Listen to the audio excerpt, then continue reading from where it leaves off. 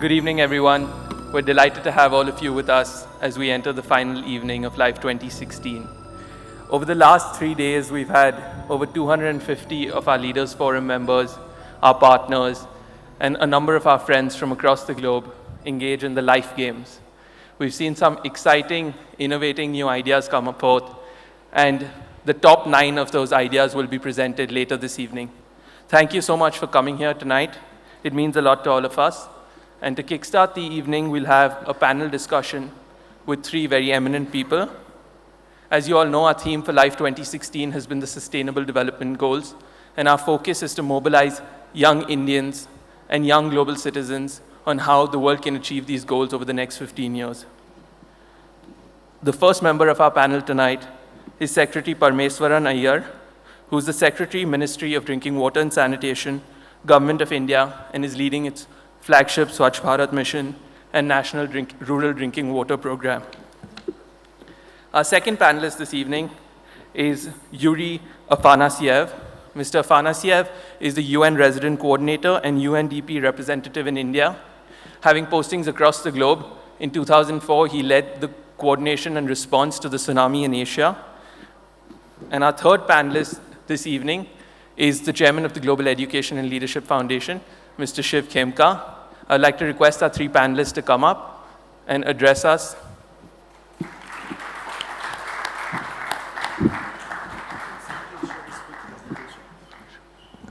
Good evening to all of you. It's a great pleasure to be here today. I actually spent a little bit of time downstairs, some very brilliant, got a sneak preview of what you're going to see a little later. But fascinating stuff, very creative, and I wish we could use all that stuff in our campaign, but maybe we will get to do that.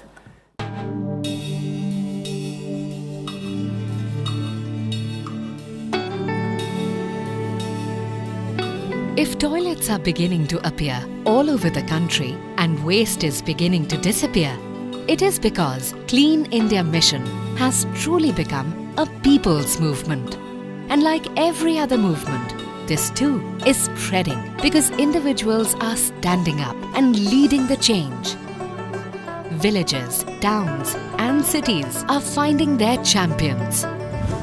Like Ganaheda found Madannath, Kathar found Sushila Kanwar, and the district of Udaipur found Rohit Gupta. फिर एक दिन के समय में collector साहब हमारे गांव का पानी पीने वाले बिल्कुल मना कर दिए क्योंकि जब तक था सब लोग खुला में सोचो वो बंद नहीं करेगा जब तक मैं आपरा गाँव रो पानी नहीं पीऊंगा। ये जो आपकी नाली में जाते हुए देख रहा था नाली का पानी सड़क पे आ रहा है। One thing we realized when we are talking with the community for stopping open defecation, it's an age-old practice.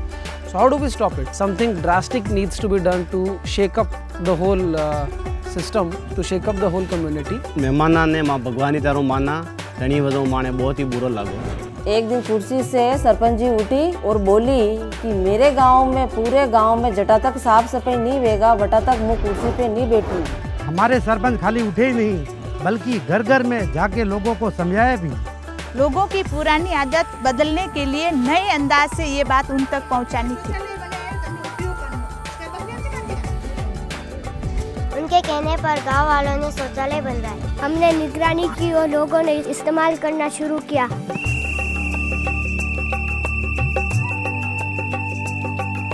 हमारे पंचायत में मदन नाथ जी ने कसम खाई थी कि हमारे हर घर में टॉयलेट नहीं बना तो मैंने मूंछ कटवा लूंगा।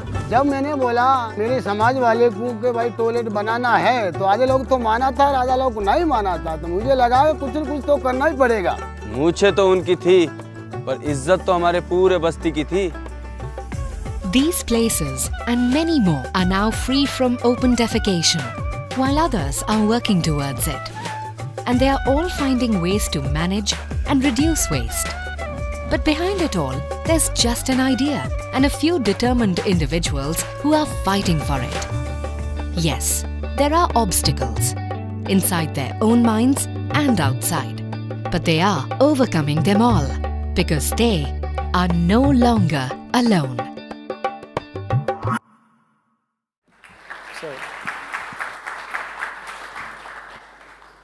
Yeah, that's just a flavor of what's sort of spreading across the country. This, is just to show that it's about ordinary people doing extraordinary things.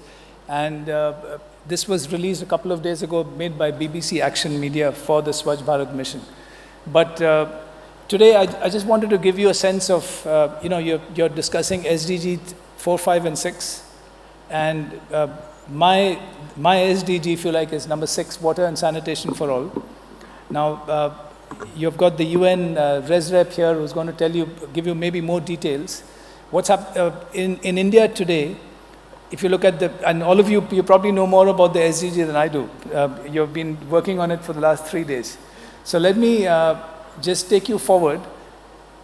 I'm not going to go through that list, but 6.1 is the big one for me, which is water and sanitation and for all. And I think the major thing about the SDG I wanted to mention beyond the MDG is that, it's looking much more at sustainability and service delivery. And India is actually doing quite well on water. So if you look at the JMP data, India has achieved the water part of it, even though there are a lot of slipbacks in drinking water in rural areas. But the big challenge, of course, is sanitation. So let me that's a map of India and our progress on SDG 6 in terms of sanitation. You'll see those 2 red blotches, and that's, if you know your map of India, that's Orissa and Bihar. So they have less than 33% access to sanitation. The green, the good color, you see a dark green on the top right, that's Sikkim. Sikkim is the only state in India which is open defecation free. The other green has coverage, up to 99%, but it's not quite open defecation free, between 67. And there you have Gujarat, you have Kerala, which is very high, the whole of the northeast except Assam, and then you've got West Bengal. So those are the sort of low-hanging fruits, if you like. Of course, there are last-mile issues there as well. And then you've got the whole heartland of India, which is brown, depending on how you're looking at that color. And that's the major challenge facing all of us. The names you see there are the 17 districts in India which have become open defecation free. But of course, the major challenge is there are 677 districts. So a very long way to go. We think we have got a plan and we're working on that. I'll tell you a little bit about that. But if you look at what has happened since the Swachh Bharat mission was announced in October 2014, just about 2 years ago, there's been quite a significant increase in access of about 14-15%. The good news is that third-party verifications are saying that most of these are being used. So one of the big questions before was, is this a toilet building? Is it a number crunching exercise? And that's not it at all, as you'll see going forward. But usage is high. If you look at drinking water, you'll see household connections in India are only about 15%. So that's quite low. Piped water supply is just over 50%, but that's to public standposts in villages. And water quality is a big problem in India. 70,000 habitations have either arsenic, fluoride, iron, nitrates, or salinity. So those are some of the challenges we face. SDG 6 is critical for India, but actually India is critical for the SDG 6 because we've got about up to 600 million people who practice open defecation. And if India doesn't achieve the Swachh Bharat mission goals by October 2019, the world will not get anywhere close to SDG 6. So it's quite important for the world and for India. But what are a couple of the specific reasons why sanitation is important? I mean, all of us are interested in this topic. You guys have been talking about it for the last 3 days and much earlier. So, as you know, it saves the lives of children, especially those below the age of 5. You can see the number of deaths, that number varies depending on which report you read. It's a very high number. And then, of course, it's got a direct link to the prevention of stunting. So, the lack of sanitation has got a significant impact on stunting. As you know, about 39% of children in India are stunted, both physically and cognitively. So that's a critical influence, and it's very important for stunting to take care of sanitation. And then, of course, it's got a direct link to a productive workforce. So all the stuff you're doing in Skills India, the country is doing, is not going to be of much use if you have a 40% child work, stunting rate. And then, of course, there's the issue of women's security and dignity, which is fundamental, as we all know. So half the world's population defecates in the open. They're all in India, and there are many good reasons to deal with it. A little history on the Swachh Bharat and the programs before it, right? So this is not really new. Sanitation has been, programmatically dealt in India for the last 30 years. And we had the Central Rural Sanitation Program, then we had the Total Sanitation Campaign, and then we had the Nirmal Bharat Abhiyan, and finally the Swachh Bharat Mission. So what has really changed? Now, as you know, the Prime Minister has set the target of October 2nd, 2019, the 150th birth anniversary of Mahatma Gandhi. But some of the things which are different, in fact, I think the major game changer is this is the first time in India that the Chief Executive of the country, the Prime Minister, has made this his flagship program. I think that itself has been the biggest game changer. That sort of set the ball rolling, but of course there's a lot of work to do going forward. Behavior change is at the heart of the Swachh Bharat mission strategy. So it's no longer about building toilets and counting the numbers, but it's about usage and behavior change. Again, I think it's very important to follow a results-based approach and make it competitive. And so we've got a World Bank loan of $1.5 billion, which is a top-up to the government money, which is essentially about incentivizing states and making it competitive to achieve open defecation-free status. So that's quite important, and that has just started. And it's not just only about open defecation-free, which is very important. It's also about solid and liquid waste management in rural areas. Traditionally, this has been more an urban problem, but with increasing urbanization, particularly in states like Punjab, Haryana, or Kerala, where there's not much difference between rural and urban, it's very important to focus on solid and liquid waste management. So this is the sort of broad strategy in India, what we are following from the central government working with the states. There's a concept called CLTS. Many of you would have heard about it. And essentially, this is how do you mobilize communities so that they themselves can trigger behavior change among themselves. So triggering takes place with local communities, self-help groups, and youth. I mean, you know, here in the last 3 days, you've come up with some brilliant ideas, all youngsters, and similarly in rural India, which is the main focus of my program, it's very important to involve the local youth and the different organizations like the Nehru Yuva Kendra, the NSS, the Scouts, and so on.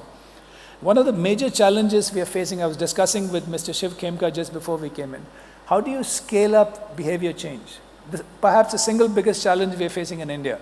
Now, countries like Bangladesh, which have done a brilliant job on achieving near total access to sanitation, again, population is much less than ours. Ethiopia, Indonesia, all the countries which have done well, they've never really have had to deal with this kind of scale. Now, there are 2 or 3 organizations in India which specialize in CLTS. And if you do it sequentially, it's going to take us a very long time to really penetrate down to the village level.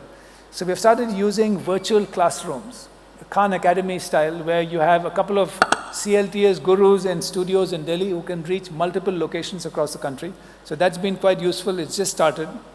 And I think the learning is very important, because we have got a network now of about 200 districts in India, where the collectors and the chief executive officers, they're constantly sharing lessons with each other. So what has worked in Nizamabad district in Andhra Pradesh can work in somewhere in UP, in Sitapur, etc., etc. But that, we still haven't got that sort of mainstreamed into our program. So that's something we would welcome ideas on how can you mainstream learning into the program. And then of course, what we call the IEC, the Information Education Communication part, both the mass media as well as interpersonal communication, both of them are key. That little triangle you see there, that's the plan to roll out Swachh Bharat Gramin in rural areas. So today is 17 districts, and the plan is that by the end of this financial year, we would do anywhere from 60 to 80. Actually, we are shooting for a century. Hopefully that will be 100, and then it gets rolled out. Earlier, the approach was let it grow organically, which is fine. We don't want to force it, but unless you have a plan, and unless you make mid-course corrections, we're not going to get to that target. So this is what we're working on together with the states, but it's not a Sarkari program at all. It's all about mobilizing local communities. I just wanted to leave you with this snapshot. How are you going to measure cleanliness in a village? And up till now, it's been only about open defecation free. So we actually presented this to the Prime Minister, who was quite happy with that, because in rural areas, it's not only about open defecation free. So we said, what is a clean village? And we are trying to develop an index of village swachhata, index of village cleanliness. And basically it's got to be open defecation free. It's got to have effective solid and liquid waste management. And it's got to be visually clean. So now we have developed this index. It's going to be self-ranked by the Gram Sabha, so that each Gram Panchayat will have an open meeting. We will give them some basic training, and then on a scale of 0 to 10, they're going to rank their village, focusing on the places where there's maximum footfall in the village. So the school, the clinic, maybe the mandir. So they will rank, they'll self-rank, and they'll come up with a single number index, number on that index. And then the idea is to rank all villages in India on this index, and then try to see how can they strive to push that number up and become cleaner. And on an annual basis, we'll do some sample checking. So this index is being developed at the moment. If anyone has any good ideas on how to do it better, because we tried a lot of things, and we found that the simplest and least complicated method was to get the Gram Panchayat to rank it themselves. But then the question is, how are they going to do it? How are we going to train them? And so there are big challenges in terms of rolling it, even implementing this so-called simple idea. I've got another movie at the end I thought particularly relevant for all the young people here. This is, again, it's a story of a schoolgirl in Sikkim who is another sanitation champion who was honored by the minister a couple of days back, and how she actually dealt with solid waste management in Sikkim on her own. So can be a... Clean India mission is making people realize the importance of sanitation. But when children get the message, it does a lot more. Not burdened by age-old habits, their minds are free to innovate, to make a bright future possible.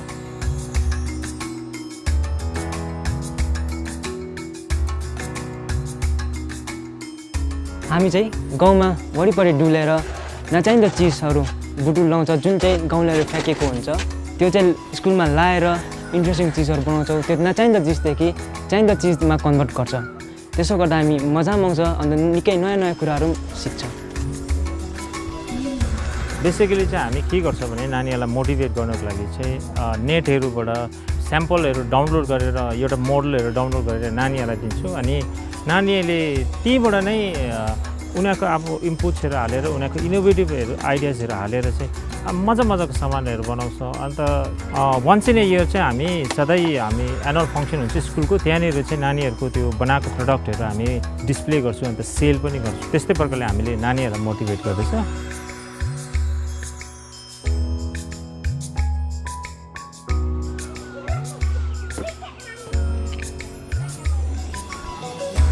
हामीले यो waste म्यानेजमेन्टको जुन project स्कुलमा सुरु गरेका छौँ, यो हामीले विशेष गरेर नानीहरूलाई target गरेर यो कार्यक्रम हामीले सुरु गर्यौँ, किनभने नानीहरूको कलिलो दिमागमा यो जम्मै कुराहरू हाल्न सक्यौँ भने यसलाई एउटा ठुलो अभियानको रूपमा हामीले यसलाई परिणत गर्न सक्छौँ भन्ने हामीलाई विश्वास थियो। मान्छेले फालेको चिज चाहिँ कसरी रिसाइकल र रियुज गर्नुपर्छ भनेर चाहिँ हामी यहाँ स्कुलमा सिक्छौँ, र स्कुलदेखि गएर हामी आफ्नो प्यारेन्ट्सलाई पनि भन्छौँ, बाबा म आइपुगेँ, आउनुभयो। र यो कुहिने र नकुहिने चिजहरूलाई चाहिँ कसरी भिन्दै जग्गामा राख्नु र यिनीहरूलाई युज गर्नु भनेर पनि हामी भन्छौँ। हामी यो कुरा चाहिँ स्कुलमा मात्रै होइन, घरमा मात्रै होइन, गाउँमा पनि गर्छौँ। अन्त हामी कुनै पनि प्लास्टिकहरू जताभावी बारीतिर अहिले फ्याँक्ने जग्गा पनि छैन हाम्रो, त्यस्तो फ्याँक्दैनौँ पनि हामी। त्यहाँदेखि हामीहरूले चाहिँ अब त्यो प्लास्टिकलाई चाहिँ काटेर बरु के न के काममा लाउने, यस्तै पटहरू बनाउने, पिराहरू बनाउने, स्कुलकै देखेर हामीहरूले नानीहरूले गरेको देखेर, सरगुरुआमाले सिकाएको देखेर अन्त हामीले पनि त्यही सिकेको, त्यही गर्न थालेको हामीहरूले पनि। But what these children and people across the country are doing isn't just an act of cleaning. It is, in reality, an act of transforming.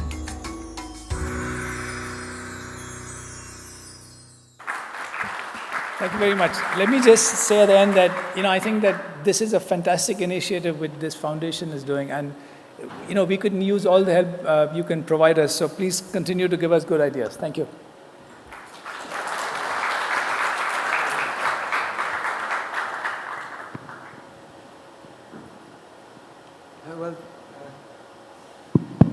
Secretary, thank you so much for that, and we are very pleased to be working closely with you and the ministry, and anything we can do to mobilize young people and to change minds and to get active involvement in these areas is actually, I think, the only way to actually create lasting behavior change.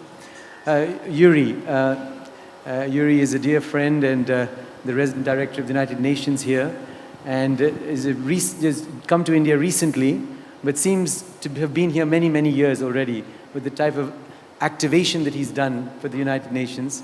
And I'd like Yuri to say a little bit about what your vision is for the UN engagement in India, the new blended models you're thinking about, the core 6 or 7 ideas you're looking at, and how you want to create sort of a multi-sector approach to resolving some of these big challenges. Thank you, Shiv. Good evening, everyone. It's a pleasure and a privilege to be here. I think you now know everything about sanitation, and I won't delve into that at all, because obviously the Secretary knows much more than I do about the issues that are here in India. I have arrived in India a year ago, and I think what Shiv has been trying to say right now, and maybe why he wanted me to address you, is because both the world, India, and how the UN responds are all changing, and we are at a very interesting point in time. I think one of the things that I should point out is that, I don't know if you realize in the audience, but last year was probably the most active year for global agreement debate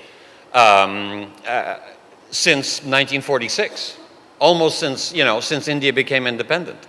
We've never had in 12 months a global agreement discussion on everything from humanitarian affairs to peacekeeping to sustainable development goals to climate change to disaster risk reduction, which all happened in the last 12 months. So that, I think, is one important change. Two, this is the first ever set of agreements that are actually not, the white people in the north talking to the dark people in the south. This is a global agreement.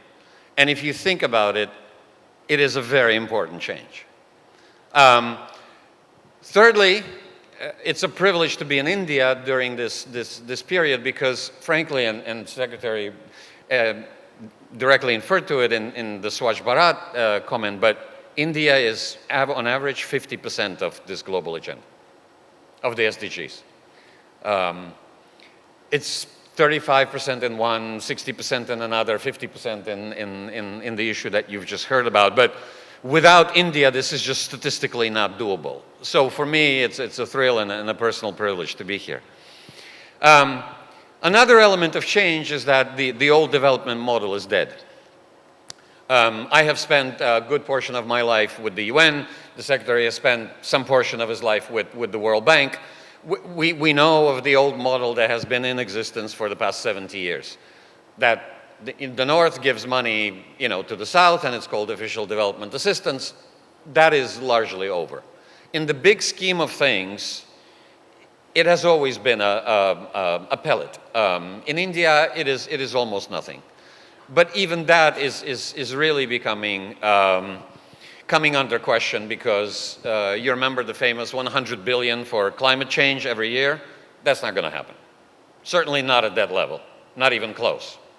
150 billion for official development assistance, that's also not going to really happen because statistics is a creative art, and most of that is being taken away into humanitarian situations. So what is left for what you're talking about, the SDGs? What is left for education? What is left for sanitation and water? What is left for all the strategic issues? So basically the message is, look, it's all about domestic resources. And that's an important statement, but then India very rightly last year in Addis Ababa, where there was a big conference on the means of implementation of this global agenda and of the SDGs, raised its hand and said, excuse me, but depending how you count, there's about $2 trillion or 6 trillion, depending how you look at it, that flees the south towards the north on an annual basis through legal means, gray means, and illegal means. And that was named the tax issue, the taxation issue. So where does the money come from for all of these lofty goals? I mean, I think the Secretary would be the first to say that they have a plan, and this is a very, very important priority for India. And maybe for that plan, they do have the money and will find the money because it's just one of maybe 3 or 4 or 5 top priorities for India. But what about the other 20 priorities? So the last change, and here maybe I'll end, Shiv, and then we can maybe go to a Q&A. The last important change, and this is critical, I think, for both the young leaders in this room, and I know there's quite a bit of business community here, and what we are trying to do with people like Shiv and with his contacts and through his foundation is find a way to simplify how government talks to business and how business talks to government, because ultimately all of this is impossible without an active involvement of business. And I don't mean money. The philanthropic stuff and the 2% tax that exists in India is all great and good and will help, and it's absolutely fantastic. But that's the last change. We've moved beyond that. The old model is that. The new model is not about philanthropy. The new model is how business integrates social impact into its core business model. How does it find a way to apply its intellectual property, its management acumen, its expertise, ultimately its money, to solve, together with government and civil society and people like you, the problems that exist in India and elsewhere. I think that's the critical change. That's why you will hear more and more that we're talking about blended models. How we take UN money and global money and World Bank money and eliminate the first level of risk. How we then scale it up through government saying, hey, this works. Let's take it from 1 district to 90, from 1 state to 10. And ultimately, how does business come in and say, hey, at the bottom of the pyramid, you can also make money. You can also make money on social impact. Yes, it's not going to be 10%, 15% profit margins, but it's going to be 3, 4, 5%. I mean, India is proving it to the entire world with the rapid deployment of photovoltaics. People are finding a way to make money even at the race to the bottom per kilowatt. This can be done in sanitation. This can be done in stunting. This can be done in education. This can be done in other things. Gender, I mean, people ask me, Yuri, after being 1 year in India, what do you think are the 2 biggest, most important priorities in India? And counterintuitively, I tell people, and they kind of look at me as if I'm crazy. And I say, I actually think there are 2. One is gender empowerment, the other one is education. So those are the 2 issues that he left me to talk about. and they say, but why? I mean, they look like marginal issues. And I say, because women are half of the world. And if you don't involve half of the world in economics, in development, in the passion for achieving results, then you're losing half of humanity. That's issue number 1. As an economist, I will always say that if you involve women, they will add 3% to the GDP of this country. So together with the GST, you should be cruising at about 13% right now. So that's issue number 1. Without education, all of the other goals that India sets for itself, whether in the SDGs or in the national plan and the national strategy that is going to be developed in the next 6 months, are virtually impossible. Because if you think about it, you know, we need to skill 400 million Indians in the next, what, 7 years, 10 years? Right, we could do that, maybe, if we find a way to scale it up. But then while that's happening, if we don't have Swachh Bharat, another 40, 50 million Indians will be stunted and will be adding to the problem every year. So I guess that's why we're looking at these 3 issues today. Let me stop there. Thank you, Yuri. We're going to open up just for 3 questions from the audience for the speakers, and then we're going to go to the next part of the program. So 3 quick questions. Please keep your questions brief, specific, and focused. And we want to get the wisdom of these great leaders in our country to give us some insight into sustainable development goals and the development challenges faced by our country. Thank you. Good evening, sir. I had a question with regard to the Swachh Bharat program. And actually, this is something few of us have been discussing. I mean, as you very rightly said, that the push is for behavioral change. But there are all these cases coming up where you have toilets being built, but people are not using it because the housing that they themselves have is so basic and minimal that the bathrooms are so that sort of brick and mortar model is not working. So people actually storing valuables and not using it because they're just not used to it. So how is the government trying to ensure that that transition happens from not using a formal bathroom to to shift to that? So are there ways in which you're trying to take to localized solutions, or having, like a semi-permanent bathrooms, or, in terms of not having a rigid sort of constructed bathroom, because in many places that's not working and will not work. So how are you trying to push for a smoother transition? Thank you, a very good question. And it's something which we have been trying to address for a very long time. But let me just give you a couple of examples of how that specific challenge is being addressed. Now, first of all, it's a very big country, so one size cannot fit all. Now, in terms, so there's sort of there's a demand issue and there's a supply issue. Unless you can stimulate demand for a toilet, it's unlikely that it'll be used as a toilet, right? So, in earlier programs, I think less than Swachh Bharat, you have millions of toilets built, and as you said, used as storehouses, sometimes even as mandirs in rural UP.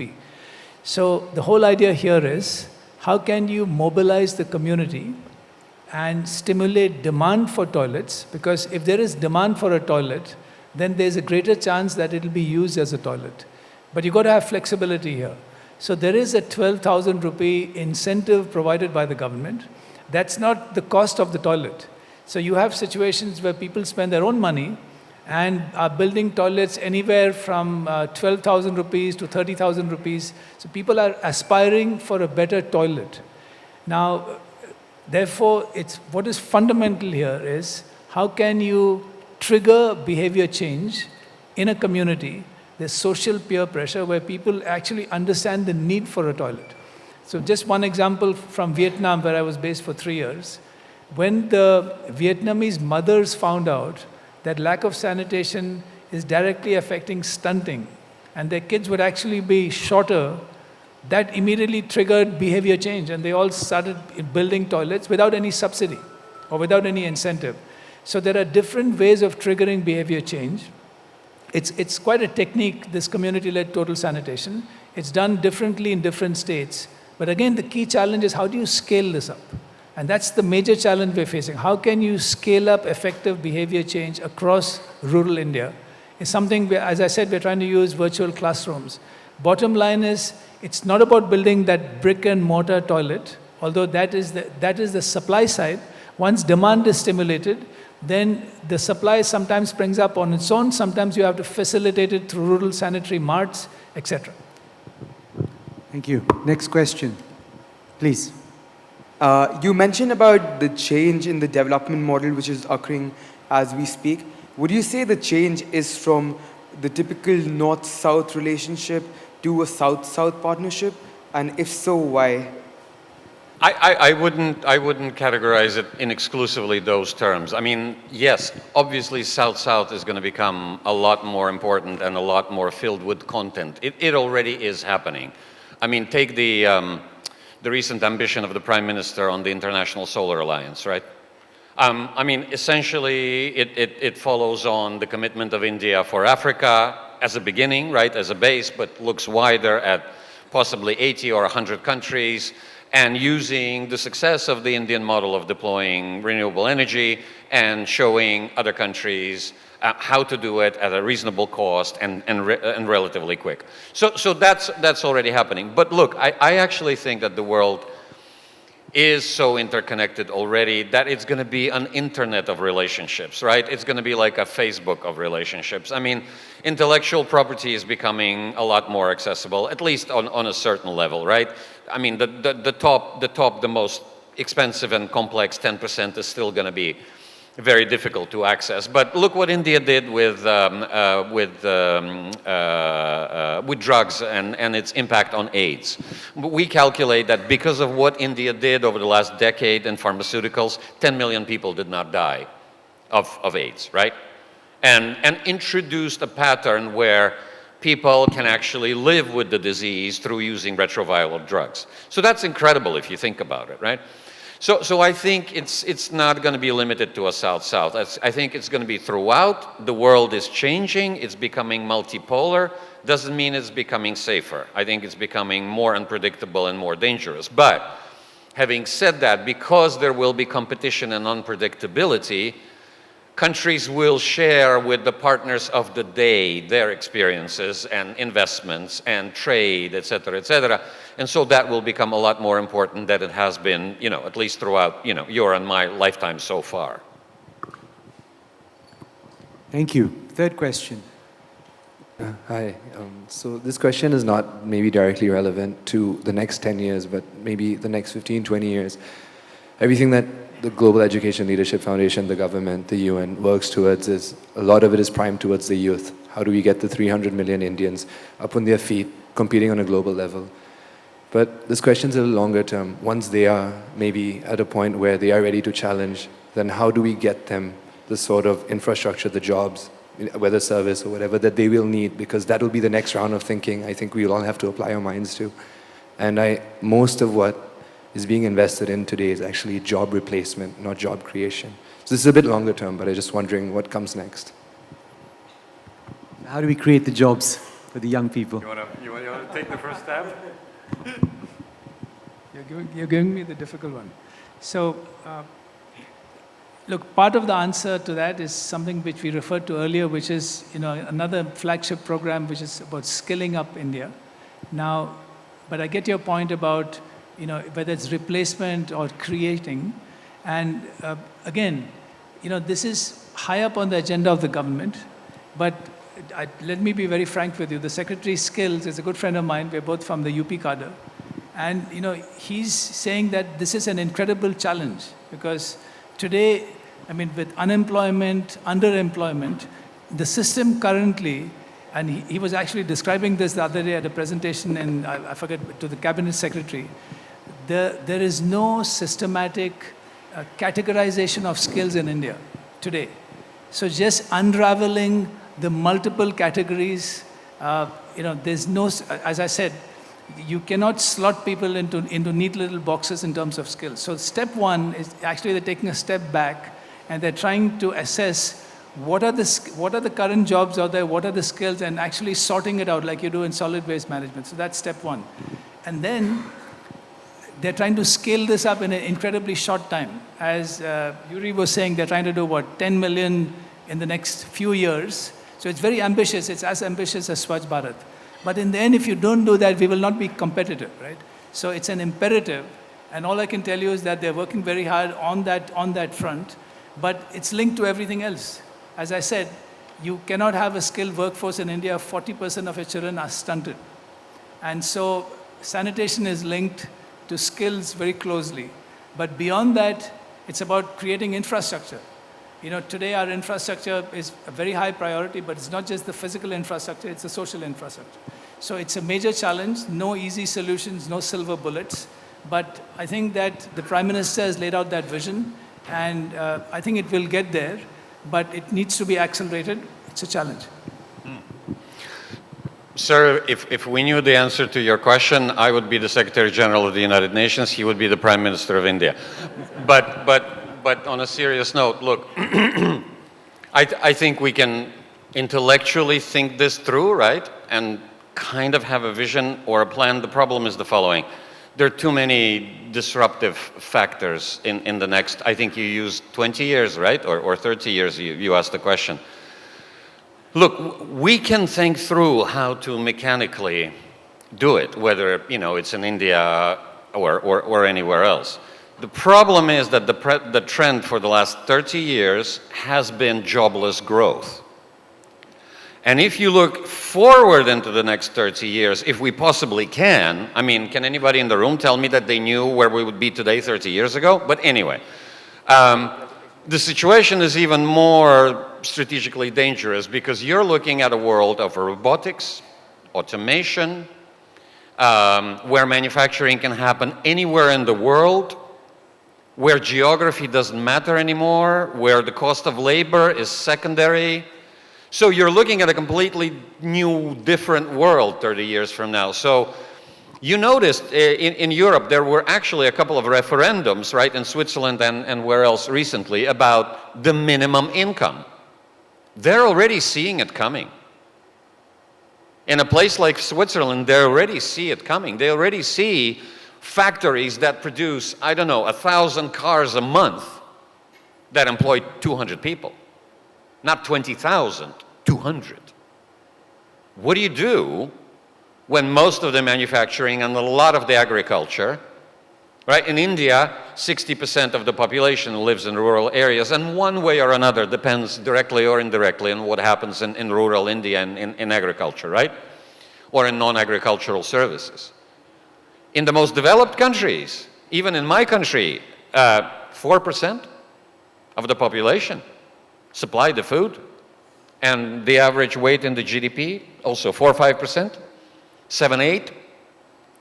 Where are the jobs going to come from? So those are really the big questions. On a positive note, the reason it's also a thrill for me to be in India is because of what the Secretary said. Nobody has asked themselves the problems of this magnitude ever in recorded human history. Nobody has asked the question, how do I skill 400 million people in 10 years? Nobody has asked this question, how do I build 80 million homes for the poor, low-cost housing, in the next 10 years? Nobody's ever asked, you know, how you do Swachh Bharat in 3 years? 3 years, right? So my point, the positive point is, India is going to come up with a lot of the answers that are going to be replicable everywhere else. In other parts of Asia, in Africa, in Latin America. That's why it's a thrill to be here. And I guess what they were presenting to you downstairs is starting to come up with the answers, right? So that's the thrill, because some of the solutions are not there. Some of the Western models will not work in India, in Africa, and in other places in the Middle East, right? I mean, intellectually, look, India has the potential to become the workforce of the world 15 years from now, because by the time India crests in 2030 in its demographic trend, the rest of the world, and certainly the neighborhood, even in Asia, is already going to be way past the peak. So India can export skills, but hopefully more value-added skills. So intellectually, the economic model can be built. The problem is, what unforeseen events will climate introduce? I mean, we are forecasting, in the worst-case scenario, by 2030, we can have 400 million climate refugees. Is that going to happen? I don't know. What if it does? Do we have a plan? So, but India is going to come up with a lot of the answers. Secretary Iyer, Yuri, Afanasiev, you've both been fantastic. Thank you so much for joining us and being with us this evening. A big hand, a big round of applause, please. Thank you. tGELF, leading the change.